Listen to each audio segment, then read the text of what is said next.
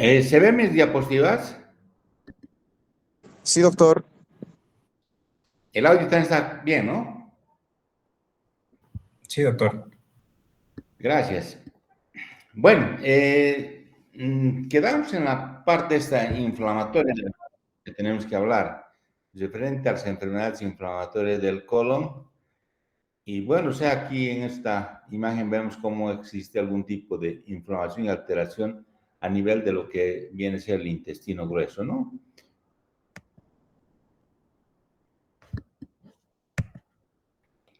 Y bueno, entrando ya en el tema, generalmente la causa no es conocida y vamos a, digamos, englobarnos en tres enfermedades. No es la colitis ulcerativa, la enfermedad de Crohn y alguna colitis indeterminada. O sea, todo lo que termina en itis hablamos de que se trata de un proceso inflamatorio, ¿no? Colitis, gastritis, o sea, inflamación del estómago. Entonces, en este caso hablamos de una colitis, una inflamación del colon de una característica ulcerativa. La otra tenemos una enfermedad de Crohn, es específica, y una colitis indeterminada que, bueno, proviene por cualquier otro tipo de enfermedades a nivel del colon. Cada uno de estos tipos va a presentar unas características y tratamientos diferentes que vamos a seguir viéndolos posteriormente. Dentro de la causa, digamos, la causalidad que vemos es lo que existiría entre un equilibrio. Cuando existe una alteración a nivel inflamatorio del colon y existe una predisposición genética. Vemos ahí, hablamos que existen ciertas personas que genéticamente tienden a tener algún tipo de inflamación. Los factores ambientales van a condicionar este tipo y la inmunoreactividad anormal del huésped. Entonces, vamos viendo tres actividades, tres puntos importantes en los cuales nos hablan de la patogenia, la parte genética, el factor ambiental y la inmunoreactividad anormal del huésped. Entonces, para que se produzca la enfermedad, como decíamos, tienen que haber los tres componentes, ¿no? El medio ambiente, el huésped y el agente. Y aquí vemos de igual manera cómo se va condicionando ese tipo de enfermedades. Dentro de la colitis ulcerosa, hablamos y definimos como una enfermedad inflamatoria del colon, o sea, es una colitis, pero compromete prácticamente toda la mucosa del colon, en forma difusa todo el colon. O sea, es una colitis de todo el colon. Es un trayecto prácticamente largo de todo el colon que se va viendo afectado. Y vamos viendo eso en las colonoscopías. Las colonoscopías nos van a mostrar esta imagen como la que tengo aquí en la diapositiva. Dentro de la epidemiología vemos que hay mayor incidencia de esta colitis a nivel de los países desarrollados. Entonces, esos países desarrollados por el tipo de alimentación va a condicionar que el colon tenga más algún problema inflamatorio. Entonces, si nos remontamos a lo que habíamos hablado, que aparte de lo genético tiene el factor ambiental, ¿no? El factor ambiental, por eso vemos en esta parte de la prevalencia mayor en los países desarrollados. Baja incidencia en países asiáticos y a nivel de la América. Sin embargo, no existe variación en el sexo. Sí existen en la edad algunas alteraciones a nivel del tercer o sexto decenio. Existe, digamos, alguna alteración de picos de incidencia, donde se presentan más personas con inflamación del colon, además de una colitis en ciertas estaciones. O sea, tenemos las estaciones que puedan haber algún tipo de alteraciones. Generalmente vemos en el medio ambiente, o sea, las alteraciones. Más frecuente también algunas razas, vemos en los judíos a nivel de lo que es habitantes del norte de Europa. Entonces, vemos que sean alteraciones que se puedan presentar a nivel epidemiológico y vamos observándolas y estos se han ido estudiando. De igual manera, el hábito tabáquico tiene algún beneficio a nivel de lo que es la colitis ulcerosa, pero en la enfermedad de Crohn es diferente. Aquí vemos como algo beneficioso, en el sentido que el paciente que son fumadores tiene menor propensión a tener una colitis ulcerosa. En esta era un paciente del 73 años que le hicieron una colonoscopía y el síntoma que tenía diarreas, diarrea crónica y dolor abdominal de 3 meses de evolución. Entonces veíamos y iba con los médicos y los médicos daban tratamiento antibiótico aquí y allá, el tratamiento indiscriminado y prácticamente no tenía su solución el problema. Si se hace la endoscopia y ven que existe una inflamación prácticamente larga a nivel de todo el colon, donde vemos que existe úlceras, ¿no? Entonces llegamos a una colitis ulcerosa. Dentro de la parte macroscópica que podemos observar, existe este tipo de lesión como sangrante, lleno de úlceras a nivel de lo que es el colon resecado. Entonces, o el colon que de igual manera vemos cómo se pueda presentar. A nivel microscópico, bueno, el patólogo nos va a orientar referente a ese tipo de úlceras que va observando y va definiendo como una colitis ulcerosa. Dentro del cuadro clínico, ¿qué manifiesta el paciente? ¿Cuál es su manifestación prácticamente que tiene nuestros pacientes? Tenemos diarrea con moco frecuentemente y grave. Es un paciente con deposiciones líquidas. Y ahí entran varios pacientes que puedan tener este tipo de síntomas. Tiene hemorragia, hay tenesmo. Generalmente el recto se compromete un 95% y es uniforme. Todito, ¿no ve? Entonces, en la rectosigmoidoscopía o en la colonoscopía vamos a ver congestivo y como con granos, todito el colon en ese sentido. Entonces, vemos que abarca prácticamente la mucosa colónica, entonces es bastante largo, tejidos largos donde están comprometidos en esa colitis. También puede ir acompañado con manifestaciones extraintestinales, o sea, fuera de las manifestaciones colónicas puede tener el paciente una artritis en un 20%, espondilitis anquilosante, eritema nodoso, pioderma, entonces colangitis esclerosante primaria. Entonces son manifestaciones extraintestinales que pueden ir acompañadas a la patología de la colitis ulcerosa. Lo que tenemos que hacer es descartar otros procesos infecciosos. ¿Con qué vamos a hacer el diagnóstico? Por colonoscopía. Hoy en día ya manejamos la videocolonoscopía, donde prácticamente estamos introduciendo el colonoscopio y estamos observando, varias personas podemos observar a través del video, ¿no? Entonces podemos ver y definir, esta es una paciente que tiene una colitis. Entonces vamos a tomar biopsia algo y el patólogo es el que nos va a dar el diagnóstico. Se dice que esta patología de la colitis ulcerosa puede conllevar a una posibilidad de cáncer después de algunos años de evolución de la enfermedad. Entonces, cuando hablamos años, es que es una enfermedad que va a abarcar por mucho tiempo y ese tiempo es el que va a conllevar a que pueda presentarse un riesgo de cáncer. Se dice un 25% de cáncer que pueda presentar una colitis ulcerosa después de que ha pasado 25 años, 35% a un 30 años y así, a medida que más tiempo está, el porcentaje de riesgo de cáncer es mucho más alto. En ese entendido, vemos que a más tiempo de enfermedad, mayor porcentaje de neoplasia. Uno tiene que entonces, cuando llegar a tener un diagnóstico, tratar de tomar una conducta. Eso es la manera que tenemos que hacer. Generalmente son poco diferenciados en este problema y cuando existía una estrechez, cuando están introduciendo el colonoscopio, existía zonas ya de estrechez, entonces ya es un signo de alarma y lo que se hace en estos pacientes con colitis ulcerosa, tenemos que hacer colonoscopías cada año, porque el riesgo de producir cáncer es, a medida que pasa el tiempo mayor porcentaje. ¿Qué es lo que vamos a hacer como tratamiento? Se aconseja un tratamiento médico. El tratamiento médico va en relación a la sulfasalacina. O sea, son aminosalicilatos que podemos utilizarlos dependiente de cómo va. Hay muchos pacientes que andan bastante con buen tratamiento con la sulfasalacina. Con algunos tenemos pacientes que van usando corticoides a largo tiempo, a largo plazo, un corticoide que se usa por vía oral, por la boca, otros por vía parenteral y los enemas a nivel local que se van colocándose. Entonces, podemos usar tipo de tratamiento y hay unos inmunomoduladores como la acetropina y la ciclofosfamida. Entonces, tenemos algunos medicamentos que podamos ir dando, como ser los corticoides, los aminosalicilatos y los inmunomoduladores. Pero, cuando escapa este tratamiento médico o tenemos que definir algo, se encuentra el tratamiento quirúrgico. Y el tratamiento quirúrgico prácticamente estaría ya reservado hacia algún tipo de patología mucho mayor, como la colitis fulminante. Paciente que debute con cuadro diarreico, con una rectorragia importante y esté alterando toda su economía del mismo paciente, que esté conllevando hacia un cuadro bastante serio en su patología. Le podemos hacer una colonoscopia en ese paciente y esté con una colitis y hay colitis fulminante. Entonces, se tiene que tomar algún tipo de conducta quirúrgica inmediata. Ya no vamos a entrar con tratamiento médico. En algunos casos hablamos ya del megacolon tóxico. Su nombre dice mega. Entonces, se dilata el colon bastante importantemente, como si fuera un colon chagásico, ¿no? Pero se ha dilatado, pero es por la gran cantidad de toxinas, un megacolon tóxico, que va a conllevar de igual manera al deterioro de nuestro paciente y quizás posterior a no recuperación. Entonces, tenemos que tomar una conducta quirúrgica.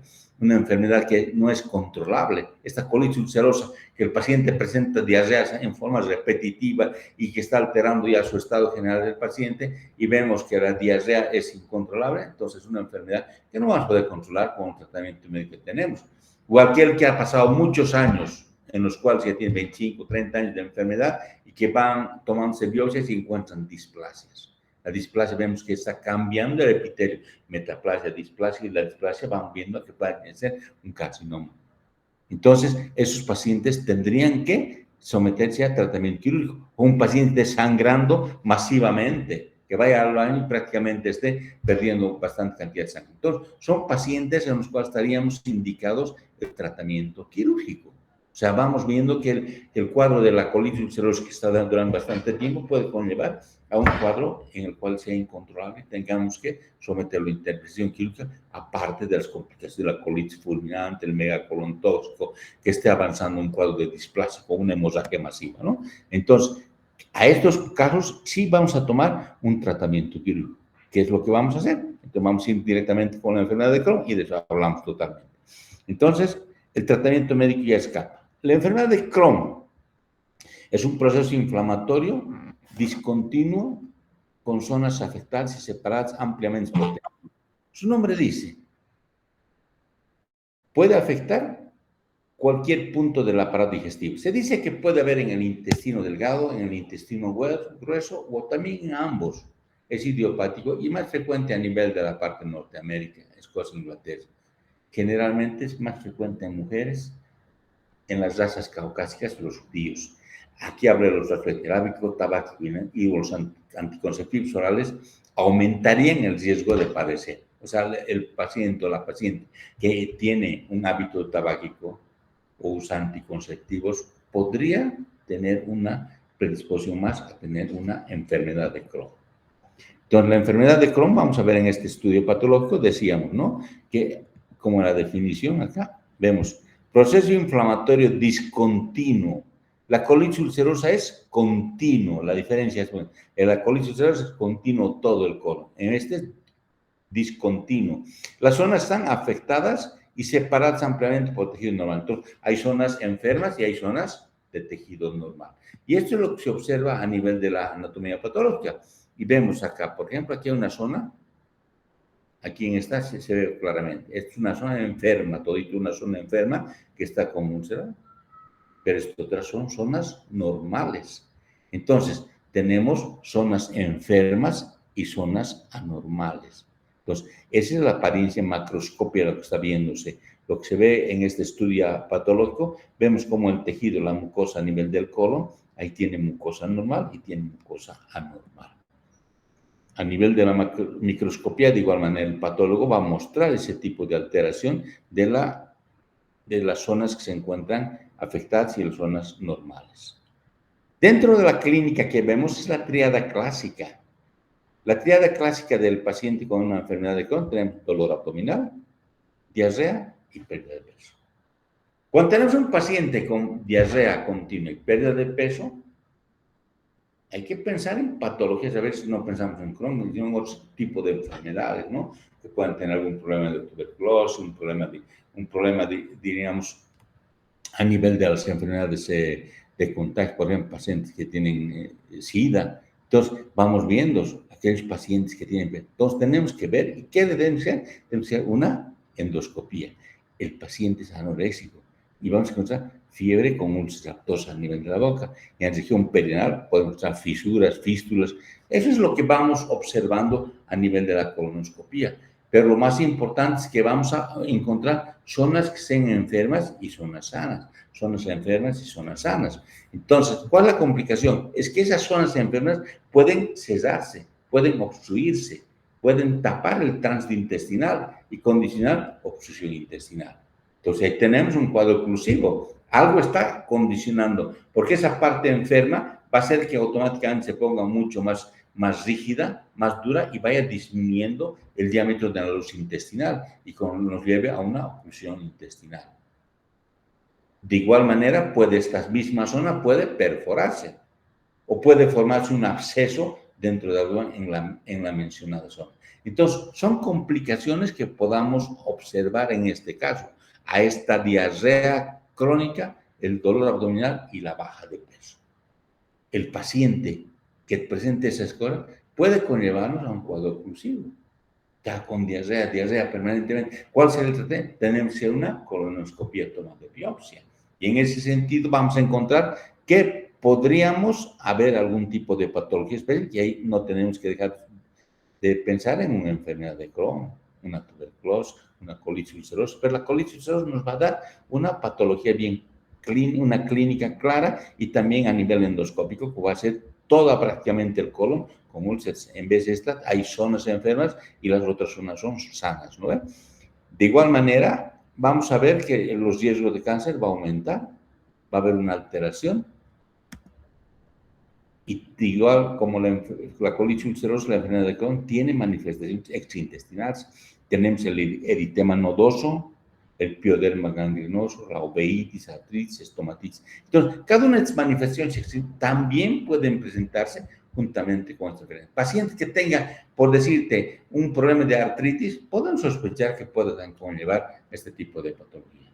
Entonces, en la colonoscopía, como en la anterior patología de la colitis ulcerosa, la videocolonoscopía es la que nos va a llegar a dar el diagnóstico, donde encontrar zonas sanas y zonas enfermas, zonas sanas y zonas enfermas. Y a veces en esas zonas enfermas que estamos observando una estenosis. Esa estenosis está disminuyendo el diámetro, el calibre del colon y se está obstruyendo, eso se ve a veces generalmente en el intestino delgado, es más dura y no se puede dilatar. El endoscopista a veces no puede pasar, ¿me entiendes? Entonces, es algo que ya está con cuadro oclusivo y podemos hacer algunos tipos de estudios.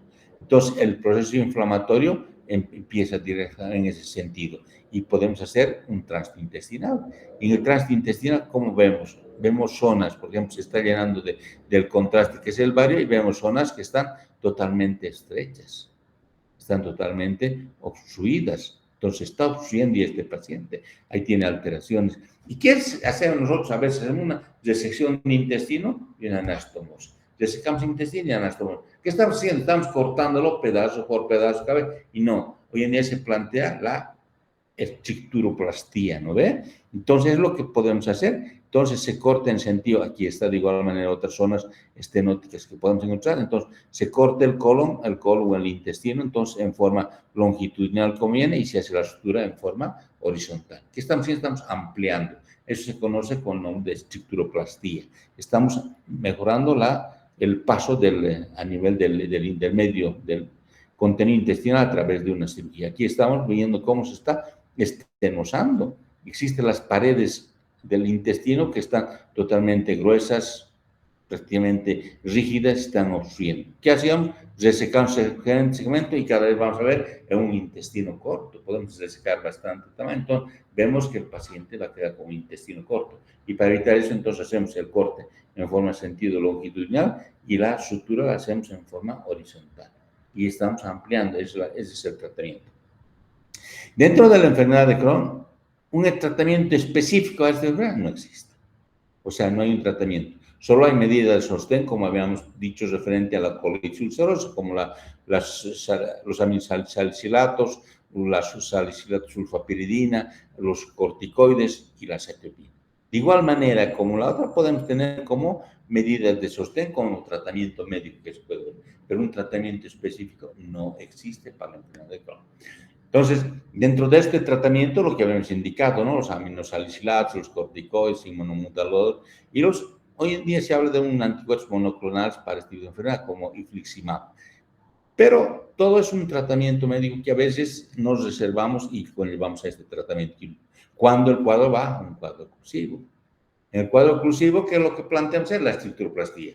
Tratar de hacer el corte a nivel longitudinal y una sutura a nivel transversal. Los abscesos intraabdominales pueden condicionar, aparte del absceso, fístulas, ¿no? O sea, se han fistulizado. ¿Qué es una fístula? Es cuando se unen dos epitelios. Tiene que haber una comunicación con dos epitelios. Entonces, eso es muy importante tener una idea. Entonces, es lo que se ha pasado. Y es lo que tenemos que ver, las fístulas. No tiene que estar comunicado. Es intimo con otra con otro segmento. Entonces, existen dos epitelios, ya sea hacia la piel o ya sea hacia otro intestino interno. Puede fistulizarse, puede haber un megacolon tóxico como una colitis fulminante o una hemorragia masiva, un problema. Entonces, tenemos el tratamiento y también de igual manera que conllevamos a nivel de lo que es la colitis ulcerosa, la enfermedad de Crohn.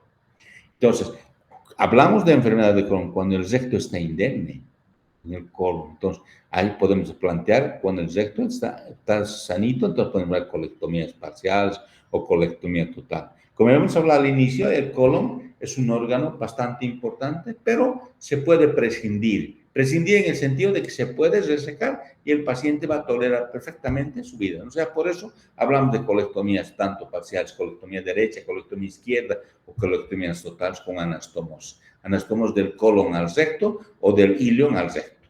Podemos hacer una anastomos rectal si hacemos una colectomía total o una colorectal donde sacamos un segmento de colon, un segmento, una colectomía parcial, colectomía izquierda, colectomía derecha y se puede anastomos tanto al recto como al colon. Pero este es un recto indemne, entonces dejamos el recto y hacemos las colectomías. Cuando hay un compromiso del recto inclusive, entonces, a veces no nos queda más que vemos que está llegando así un problema de un megacolon tóxico o un problema fulminante y una colitis, lo que nos queda es retirar todo el colon, ¿no? Entonces, ver qué es lo que se va a plantear. Entonces, se hace proctocolectomía total. ¿Y qué hay que hablar? Proctocolectomía, que resecamos todo el colon, más lo que resta el recto y el ano. Entonces, estamos haciendo todo el segmento de la parte distal, desde el colon. Entonces, y una ileostomía al paciente va a ser terminal. Generalmente, cuando el problema es crítico en cualquier etiología, tanto una colitis o una enfermedad de Crohn, que llega a un megacolon tóxico, vamos a perder al paciente. Entonces, generalmente hacemos una cirugía de salvataje, donde exteriorizamos el ilion, exteriorizamos el colon. Podemos terminar con ileostomía y colostomía. Únicamente entramos a la cavidad y para salvar hacemos ostomías para tratar de que el paciente se compense posteriormente. Y una vez compensado, entonces podemos ver qué es lo que vamos a plantear. Y el paciente compensado con sus dos ostomías, entonces podemos ver si le hacemos una colectomía parcial, colectomía total, qué es lo que se plantea posteriormente. Pero ya como tratamiento de emergencia le hacemos ostomías. No vamos a hacer ese momento de las colectomías cuando estamos, no, tenemos que entrar directamente a hacer el salvataje. Entonces, tenemos que ir a solucionar el problema del daño que se presenta en este tipo de patologías. La parte inflamatoria, entonces, es lo que vamos observando, ¿no? La parte, otra de los cuadros que tenemos es la enfermedad diverticular. O sea, esta enfermedad diverticular es la que se presenta a nivel de lo que es el intestino grueso. Y van viendo, aquí existe una especie de solevantamientos. Miren, tenemos a nivel de la mucosa del colon, puede haber este tipo de alteraciones que podamos ir observando. Y se conoce como un divertículo. Ese divertículo hablamos como la herniación de la mucosa que emerge a través de la capa muscular de la pared intestinal. Esa parte del intestino se está herniando, está saliendo a través de las paredes, de la pared muscular de la pared intestinal. Entonces hablamos como un divertículo. El divertículo entonces está herniando la mucosa, herniación de la mucosa que sale a través de la capa muscular de la pared intestinal. Y tenemos la diverticulosis, su nombre dice diverticulosis, cuando tenemos varios presencias de divertículos. Entonces, aquí estamos hablando de los divertículos que se puedan presentar. O sea, varios divertículos. Por eso se llama divertículos, presencia de divertículos. Ya no es uno solo. Y de diverticulitis, ya hablamos de inflamación. Inflamación de uno o más divertículos. O sea, no solo vamos a encontrar un divertículo inflamado, sino varios. Entonces, estos términos son claros que lo estamos empleando, ¿no? Entonces, el divertículo es la herniación de la mucosa que sale a través de la capa muscular del intestino. Y la diverticulosis es la presencia de divertículos. Y la diverticulosis es la inflamación de uno o más divertículos. Y vamos viendo en esta imagen. Entonces, cuando hacen una colonoscopia, el colonoscopista observa y va viendo presencia de esas saculaciones, como esos saquitos que se introducen a nivel de lo que es la mucosa colónica. Está entrando. O sea, existe en la colonoscopia lo va pasando. ¿Y dónde ven? Aquí tenemos muchos divertículos. Dense cuenta. Entonces, son procesos que podemos encontrar. Y según la epidemiología, vemos que existe alguna prevalencia según la edad. Dice, aumenta la presencia de estos divertículos, esta herniación de la mucosa que va a salir a través de la parte muscular del intestino, va a aumentar con la edad. A los 40 años encontramos un 5% de personas que puedan tener divertículos. Pero cuando el paciente esté alrededor de la última etapa de la octava década de la vida, de los 80 años, 70 años, en ese sentido, el porcentaje es mucho más alto. 65% de porcentaje de divertículos. Entonces, cuanto más añoso es nuestro paciente, no tenemos que dejar de olvidar que podamos tener una enfermedad diverticular. O sea que nuestro paciente puede estar conllevando en su intestino grueso presencia de esas saculaciones que estamos observando en la colonoscopia. A más edad vamos a estar pensando que sí tiene ese problema. Y esos divertículos pueden inflamarse, uno o varios divertículos.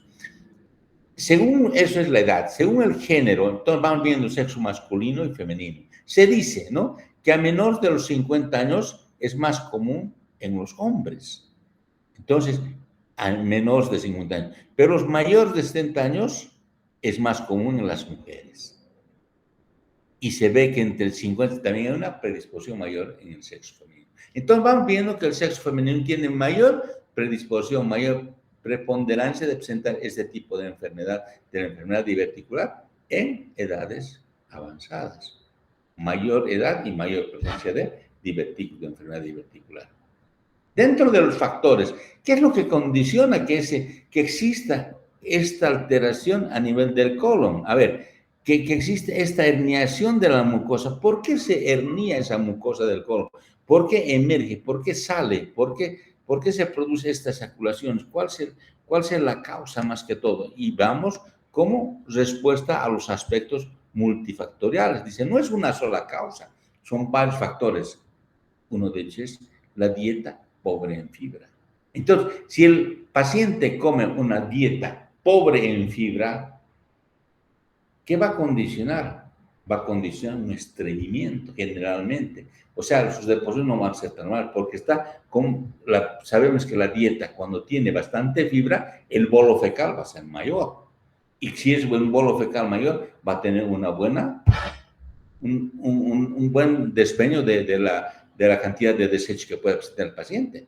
Pero si no tiene fibra, va a llegar a ser más difícil la evacuación. Y al ser más difícil, condicionamos pacientes que van a ser estreñidos. Por eso una dieta pobre en fibra.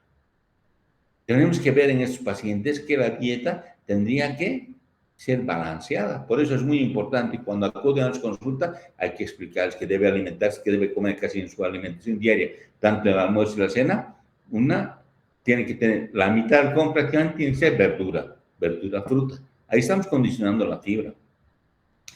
Otro, los países occidentales industrializados, como factores múltiples para este tipo de patología.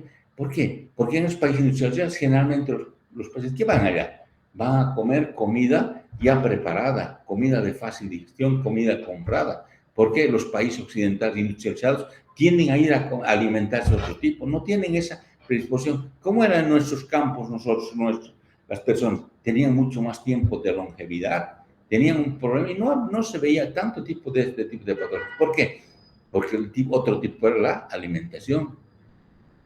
Son pacientes que tienen dietas ricas en carnes rojas, o sea, poca fibra, pura carne, puro embutidos, pura masas, van a condicionar un estreñimiento, la edad. Y hemos hablado de la edad, que cuanto mayor edad va a tener mayor problema de enfermedad diverticular. Pacientes que toman alcohol, el tabaco, los antiinflamatorios no esteroideos, tienen esa predisposición como factores multifactorial para tener la enfermedad. El sedentarismo, que no haga ejercicio, condiciones, la obesidad, la exposición genética. se entiende algunas enfermedades conectivas, en este caso, con una predisposición genética. Entonces, hay muchos factores para que puedan condicionar que ese intestino se empiece a herniar, la mucosa se empiece a herniar. ¿Qué está pasando? Y vamos viendo acá, por ejemplo, en esta imagen donde la colonoscopia, el colonoscopista encuentra como si estuviera prácticamente perforado esa mucosa del colon en diferentes segmentos y observa. Entonces, cada uno de estos segmentos es propenso a que pueda inflamarse, puede obstruirse, puede perforarse, puede salir a través de esos orificios con tendido intestinal y condicionar un cuadro peritoneal. Entonces, ¿cuál sería la fisiopatología? Es la protrusión de la mucosa y la submucosa a través de la pared colónica. Esa protrusión sale. ¿Dónde sale generalmente? Van viendo, miren, es un lugar casi vecinos. ¿Dónde está saliendo estos? Frecuentemente, donde ingresan los vasos rectos. Los vasos rectos donde están el sitio donde penetran los vasos rectos al colon, ahí tenemos. Son las zonas de debilidad que están presentando. Entonces, en el lugar donde entra la arteria a nivel de la pared colónica, no habría prácticamente este tejido muscular que sujete, y solo la mucosa, la submucosa, entonces se produce esa protrusión de la mucosa y la submucosa, porque no habría un lugar de protección en esas zonas donde entran las arterias. Estos puede condicionar, ¿qué cosas? Puede taparse, puede condicionarse un absceso. ¿Cuál es la fisiopatología de una apendicitis aguda? Este es el orificio apendicular, por ejemplo, se ingresa ahí la gran cantidad de bacterias, se obstruye, es la obstrucción y condiciona en la parte interna un absceso, una perforación, una multiplicación bacteriana y posterior una perforación. Entonces, puede formarse abscesos acá. En cada uno de estos es propenso, puede ingresar, digamos, o tapar un pedazo de materia fecal, obstruir y condicionar, en este caso, en este cuellito del divertículo, y condiciona el aspecto inflamatorio. Entonces, se ve que estos procesos que está apareciendo, se está viendo que existe una alteración, una interacción entre lo que es los hábitos dietarios. O sea, ¿qué dieta? Que el paciente come carne roja, que el paciente, a ver, veamos, que el paciente empiece a servirse carnes rojas, que no consuma mucha fibra, va a condicionar. Que este colon no tiene buena motilidad, que existe el sedentarismo, la obesidad, y esta estructura colónica que sea débil en la zona donde ingresan los vasos cortos. Entonces, estas tres causas que estamos viendo, la motilidad intestinal, los hábitos alimenticios y que tenga la pared colónica, van a condicionar como causa para la propensión de enfermedad diverticular o divertículos. Se conoce entonces como enfermedad diverticular por los hábitos dietarios, pacientes que no consumen fibra, que van a conllevar a un problema de un estreñimiento, que tengan una debilidad, una alteración a nivel de la motilidad intestinal, y que esa pared colónica se haya distendido y donde ingresen los vasos rectos de una zona de debilidad. Entonces, ahí se producen los divertículos. Veamos. Tenemos esquemáticamente un intestino, el lumen del colon. Tenemos nuestras tres tenias, ¿no? ¿Y cómo se alimenta el colon? Estamos viendo la ligación. Tenemos las capas del colon, las 4 capas. La mucosa, la submucosa que viene, la muscular y la serosa. Y en estas zonas de debilidad, estas zonas donde penetran, les decía, los vasos rectos, zonas donde pueden estar los vasos rectos, existen zonas de debilidad. Y ahí en esas zonas, como aquí aumenta la presión a nivel de lo que es el colon, tiende a que estos empiezan a protruir hacia la parte externa. Y se arrastra, ¿qué cosa? La mucosa y la submucosa. Y, por supuesto, la serosa que está envolviendo. Ahora, aquí están formando, aquí tiene un cuellito. Este cuellito puede obstruirse cualquier momento.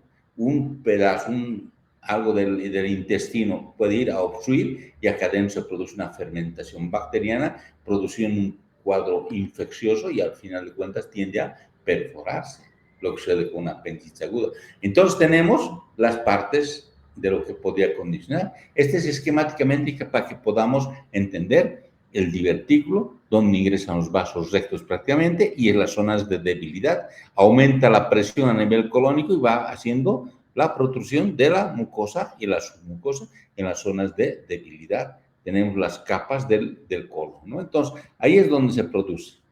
Y vamos viendo, tenemos una arteria, y el divertículo sale. Protruye, ¿no ve? ¿Y dónde más que todo se vamos a ver? A nivel de lo que es, miren acá, la contracción está contrayendo, existe una contracción, aumento de la presión y va a buscar salir en la parte débil. Las ausas colónicas pueden contraerse, esas ausas contraerse y condicionar unas zonas de alta presión. Aquí están condicionando esas ausas, están haciendo un aumento de la presión intraabdominal que van a hacer que favorezcan la absorción de agua, electrolitos.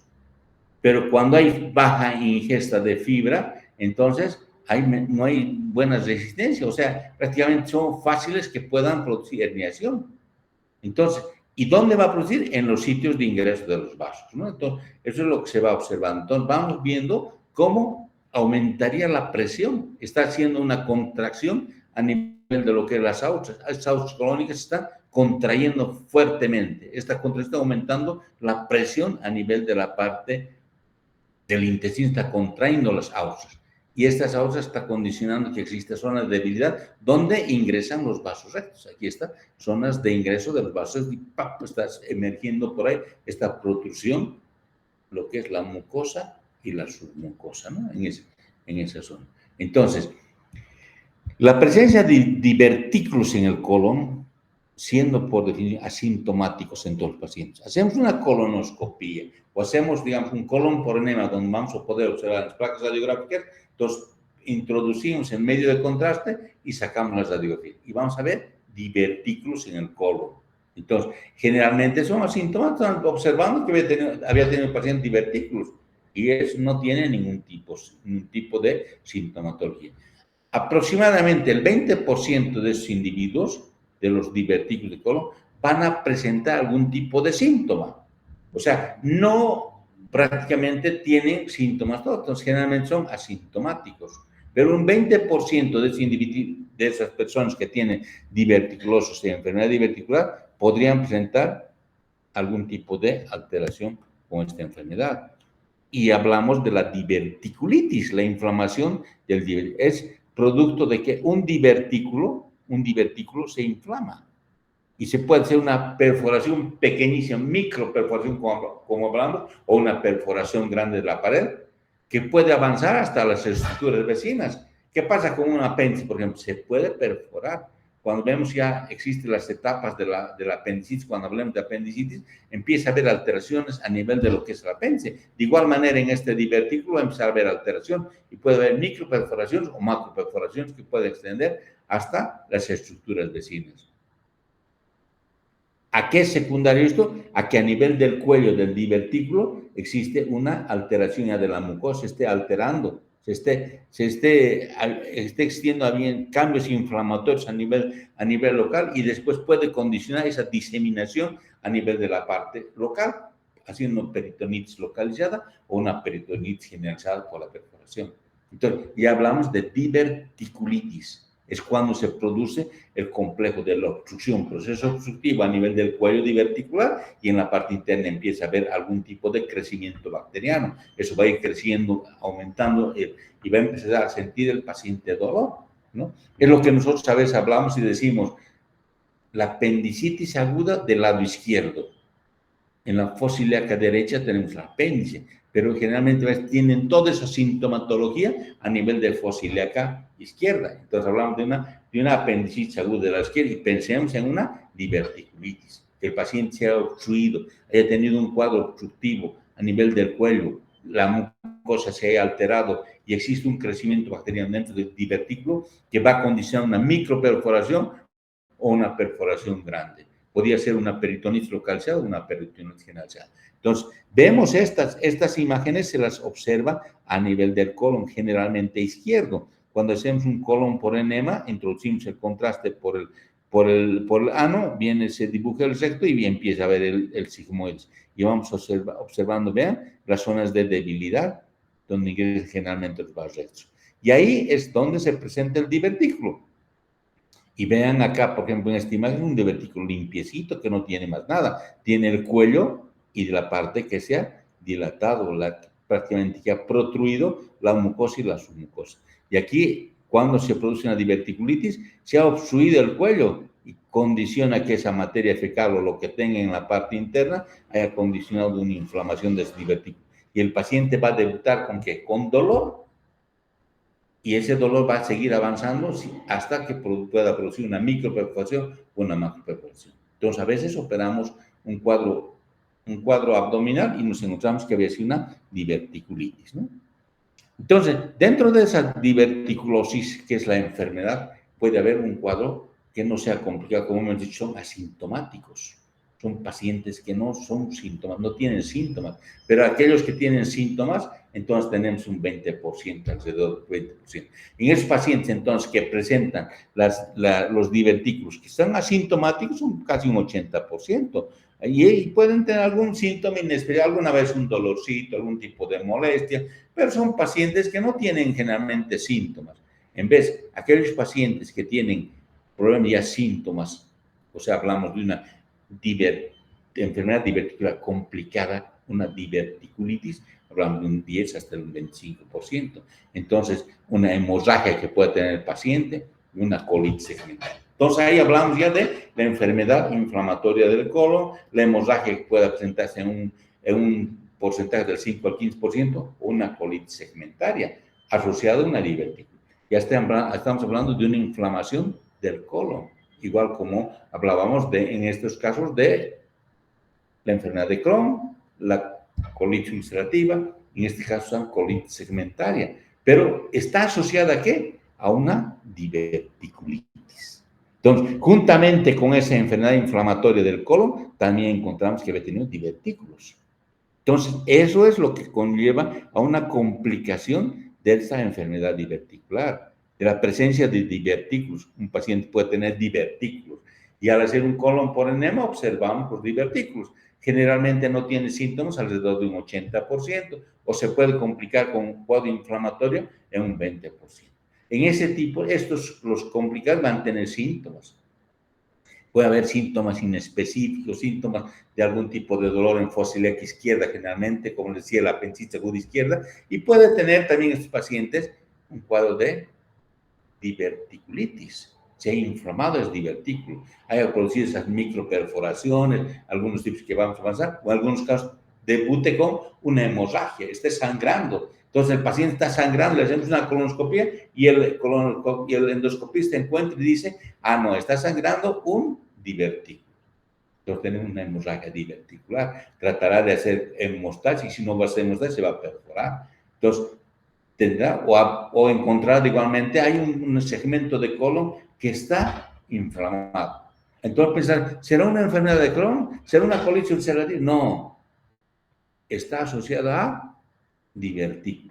Y ese divertículo se inflamó y dio una colitis segmental, una enfermedad del colon, pero una inflamación del colon, pero segmental, de un segmento, pero con divertículos. Es lo que se conoce. Entonces, ahí vemos cómo se presenta. Entonces, esa enfermedad diverticular no complicada de ese 80%, ¿qué síntomas presenta el paciente? Asintomático. Es como cuando vamos y decimos, ¿no? A ver, un término de ecográfico del problema de vesícula. Dice, tiene colelitias. ¿Qué es la colelitias? Es la presencia de calcio en la vesícula. ¿Cuáles los síntomas? Ninguno. Tiene calcio en la vesícula y podemos estar asintomáticos. Cuando tenemos un cólico, se llama por eso cólico biliar, simple o prolongado. Ahí sí ya tiene síntomas, porque está teniendo síntomas y es sintomático. Y en ese sentido, este paciente también tiene divertículos, pero divertículos no le da ninguna molestia. El diagnóstico, ¿cómo lo hacemos? Incidental. A ver, al paciente, como hacemos control frecuentemente, le vamos a hacer una colonoscopía o una tomografía, un colon por enema. Estamos haciendo control. Hay personas que acuden a la consulta y dicen, quisiera que me hagan un control para que podamos ver cómo me encuentro, cómo está todo en forma general. Entonces, esos pacientes, sí, vamos a hacerles esos estudios. Y hacemos esos estudios e incidentalmente llegamos había tenido divertículos. Tiene usted sus 50, 70 años, sexo femenino, tiene la predisposición de tener divertículos. ¿Qué le vamos a indicar? ¿Qué tratamiento le vamos a dar a ese paciente? Estamos encontrando en forma incidental, tenemos que ver qué le vamos a hacer. Entonces, no le vamos a dar ningún medicamento, ningún fármaco, pero sí le vamos a indicar que mejore su dieta. Y no complique sus divertículos. Sus divertículos pueden complicarse en obstruirse, pueden complicarse en enfermedad, hacer perforaciones, micro o macro, puede perforarse, puede sangrar. Entonces, tenemos que evitar que este subdivertículo, que lamentablemente tiene ya una enfermedad diverticular, pero no complicada, pueda complicarse. Entonces, ¿qué le indicaremos? Dietas ricas en fibra. Usted tiene que comer bastante fibra. Con eso va a solucionar en parte la sintomatología o la complicación que pueda presentar. Entonces, tenemos ya la manera ideal de cómo enfrentar este tipo de patología. Cuando el paciente llega, acude directamente a nuestra consulta y le hacemos en forma incidental estudios de colon para pesquisa de otras enfermedades y encontramos con divertículos a nivel del colon. Le diremos, le orientaremos de frente a la dieta rica. Le diremos, por ejemplo, en nuestra alimentación, en el almuerzo, por ejemplo. El almuerzo sería que la cantidad que nos podamos servir, por decirle un plato entero. Del plato, la mitad del plato es verdura. La verdura puede ser verdura roja, amarilla, verde, cruda o cocida, pero que sea verdura. ¿Me entiende? En el almuerzo. La otra mitad del plato, la cuarta parte de esa mitad, va a ser condicionada por una pasta o por algún carbohidrato, ya sea papa, fideo, arroz, pero uno solo. No como nos venden, por ejemplo, el pollito. El pollito vamos a comprarlos, ¿qué nos dan? El pollo, arroz, fideo, papa, chuño, todo lo van poniendo. No. Entonces tenemos que enseñarle un poco para qué tienen que servirse bastante cantidad de unas dietas para evitar que se complique su divertículo. Y la otra cuarta parte, ¿qué será? Carne. Entonces va a tener carne, una cuarta parte, el carbohidrato que va a comer la otra cuarta parte y la mitad del plato va a ser generalmente verdura. Verdura verde, amarilla, roja, crudo, cocido.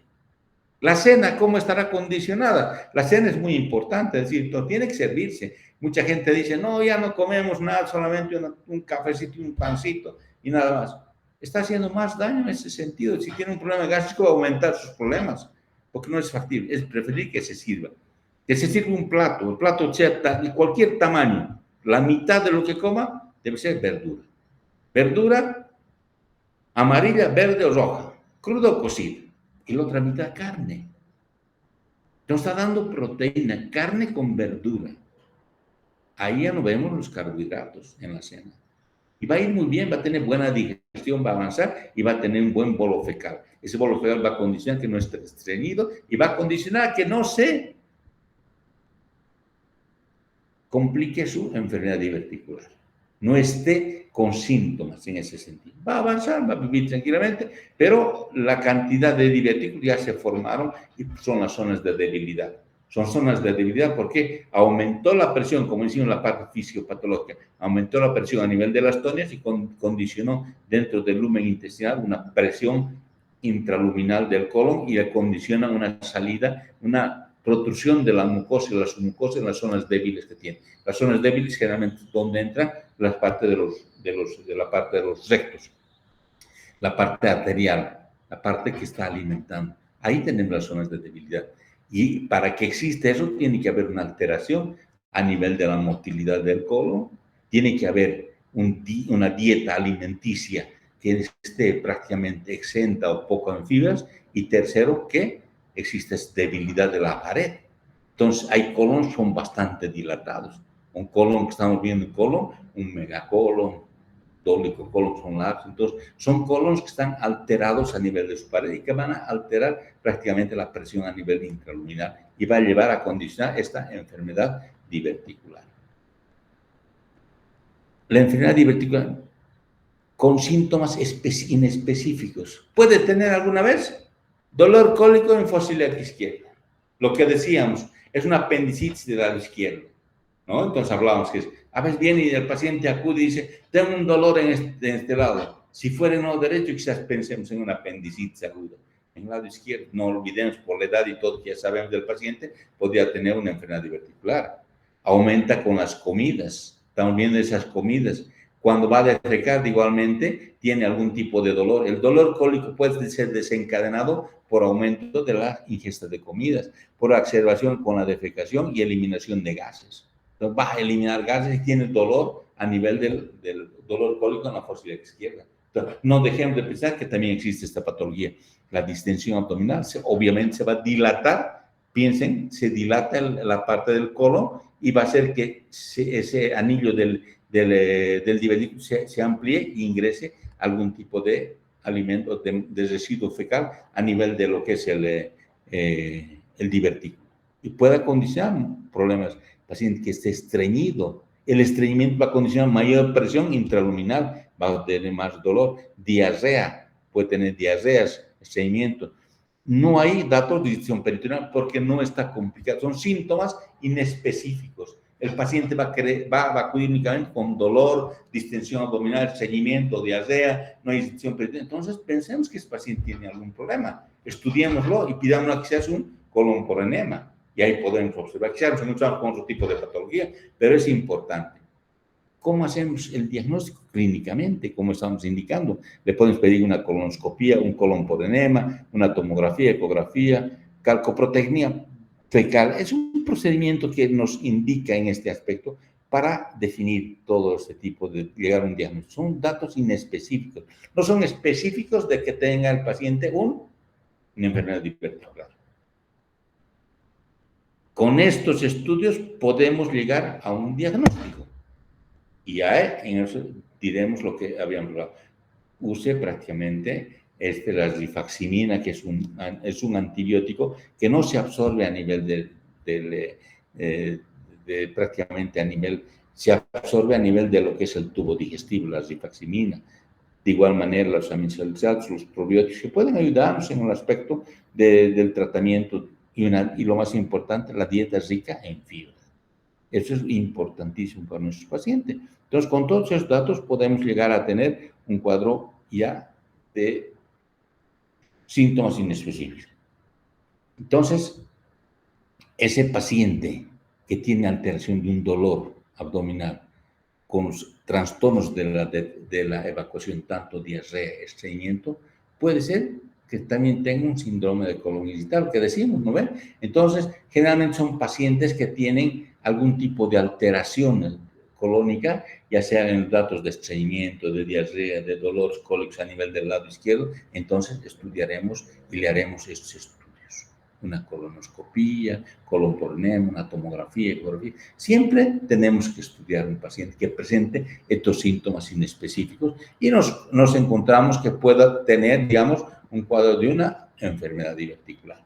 Entonces tenemos los divertículos que vamos a observar. De esta manera se llega a observar en el colon por enema. Y vean ustedes que es el colon izquierdo. Aquí está el ángulo esplénico y generalmente todo el colon izquierdo es el lugar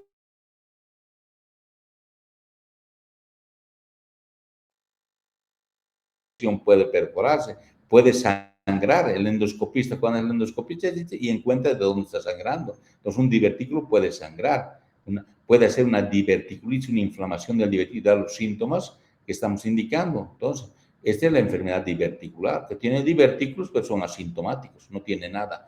Pero este ya tiene enfermedad, tiene proceso inflamatorio, ¿no? Entonces, y las complicaciones tenemos el proceso inflamatorio de la diverticulitis que puede existir, puede haber una estenosis, se está cesando prácticamente la lumen intestinal, hay una estrechez del lumen intestinal porque el endoscopista encuentra y hay zonas rígidas que no puede atravesarla, puede encontrar zonas de sangrado, la hemorragia, y otro puede haber perforaciones, micro o macro perforaciones. Entonces, hablamos de las perforaciones. Bueno, hemos llegado a una hora en la cual, pues, ustedes tienen otro tipo de estudio. Continuaremos el día de mañana referente a lo que es la enfermedad diverticular. Bueno, entonces nos podemos...